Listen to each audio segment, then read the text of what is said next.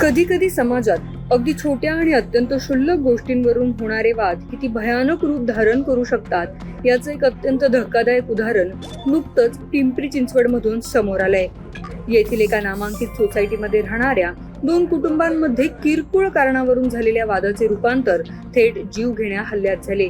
लिफ्टमधील shoe रॅकवर थुंकण्याच्या अतिशय सामान्य कारणावरून झालेल्या या वादात एका जोडप्यावर प्राणघातक हल्ला करण्यात आला.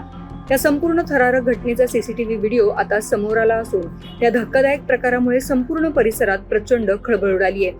पिंपरी येथील मोरवाडी भागात बुधवारी रात्री ही दुर्दैवी घटना घडली. सोसायटीच्या लिफ्टमधील शू रॅकवर थुंकल्याच्या कारणावरून 2 शेजारी कुटुंबांमध्ये जोरदार वाद सुरू झाला.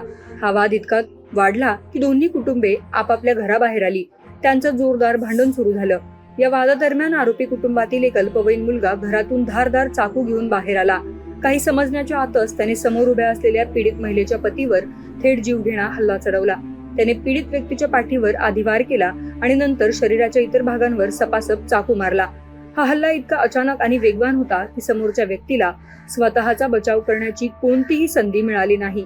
या हल्ल्यानंतर अल्पवयीन मुलाची आई त्याला तात्काळ घरात घेऊन गेली. या प्राणघातक हल्ल्यानंतर संतप्त झालेल्या पीडित कुटुंब देखील शांत बसले नाही. त्यांनी त्या मुलाच्या घरात घुसून प्रत्युत्तर देण्याचा प्रयत्न केला.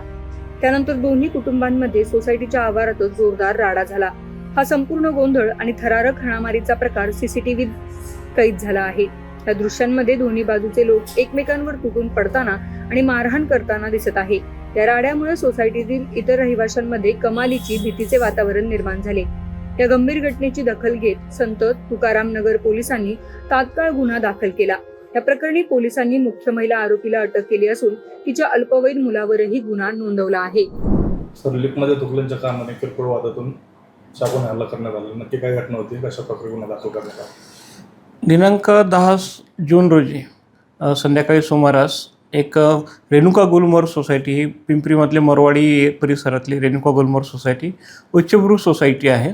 सदर सोसायटीमध्ये एक विधी संघर्षित बालक याने 51 वर्षाचे जे आहेत संतोष कदम यांच्यावरती चाकूने हल्ला केल्याची घटना घडलेली आहे. सदर घटना ही फिर्यादी आणि आरोपी पक्ष हे एकाच सोसायटीमध्ये शेजारी राहणारे आहेत आणि त्यांचे साधारण मागच्या 2 वर्षापासून किरकोळ कारणांवर वाद असल्याची माहिती मिळाली आणि सदर किरकोळ वादातनं पिंपरी पोलीस स्टेशन येथे अगोदर एक अदखलपात्र गुन्हा देखील दाखल होता आणि लिफ्टमध्ये ते प्रवास करत असताना दोघंही पक्ष, विधी संघर्षित बालक आणि त्यांच्या शेजारी राहणारे कदम परिवार, हे असताना त्यांचा शू रॅकवरती थुंकणे, कचरा टाकणे या कारणावरून वाद झाला आणि तो वाद इतका टोकाला गेला की हा जो विधी संघर्षित बालक आहे, जो 17 वर्ष 8 महिन्याचा आहे साधारणतः, तो रागाच्या भरात घरातनं चाकू घेऊन आला आणि त्याने संतोष कदम याच्यावरती हल्ला केला. सदर घटनेमध्ये संतोष कदम हे गंभीर जखमी झालेत. ते रुग्णालयात उपचार घेत आहेत. या घटनेमध्ये आम्ही जीवे मारण्याचा प्रयत्न केला म्हणून विधी संघर्षित बालक आणि त्याची आई याच्यावरती गुन्हा दाखल केलेला आहे. जीवे मारण्याचा प्रयत्न करणे BNS 109 कलमांतर्गत मुलाला बालसुधारगृहात रवाना केलं आहे. त्याचप्रमाणे त्याची आई जी आरोपी आहे तिला देखील कारागृहात रवाना केलं आहे. अटक. त्यांचा जुना वाद देखील होता असंही सांगण्यात येत आहे. हां, ते शेजारी राहत होते आणि किरकोळ कारणावरून त्यांच्यामध्ये कायम जुना वाद होत होता. त्या अनुषंगाने 1-2 वर्षापूर्वी एक अदखलपात्र गुन्हा दाखल आहे. सोसायटी धारक आणि इतर सोसायटी नागरिकांना काय आवाहन करा? सोसायटी धारक आणि इतर नागरिकांना मी हेच आवाहन करेल की प्रत्येक वाद जो किरकोळ आहे, अतिशय कचरा टाकणे असेल, एकमेकांकडनं बघणे असेल किंवा किरकोळ वाद, हे सोसायटीमध्ये सामंजस्याने मिटण्याचा प्रयत्न करावे किंवा पोलीस स्टेशनला येऊन त्याच्या तक्रारी दाखल कराव्यात. मात्र किरकोळ वादाचं स्वरूप एकमेकांचा जीव घेईपर्यंत जाण्यापूर्वी आपण दक्षता घ्यावी. त्याचप्रमाणे आपल्या बालकांचं देखील व्यवस्थित हे करणं, समुपदेशन करणं आवश्यक आहे, जेणेकरून किरकोळ वादातनं जीव घेण्याचा प्रसंग येणार नाही. दुसरीकडे या प्रकरणाला आता परस्पर विरोधी आरोपांचे वळण मिळाले आहे. आरोपीच्या पतीने फिर्यादी कुटुंबावरच छळाचा गंभीर प्रतिआरोप केला आहे. फिर्यादी कुटुंब गेल्या कित्येक दिवसांपासून आपल्या कुटुंबाला नाहक मानसिक त्रास देत असल्याचा दावा त्यांनी केलाय.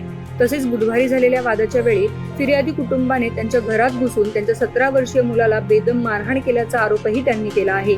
या दोन्ही बाजूंच्या आरोप प्रत्यारोपांनंतर संत तुकाराम नगर पोलीस या संपूर्ण प्रकरणाचा पुढील सखोल तपास करत आहेत. क्षुल्लक कारणांवरून होणारे असे हिंसक प्रकार नागरिकांच्या सुरक्षेवर मोठे प्रश्नचिन्ह निर्माण करत आहेत.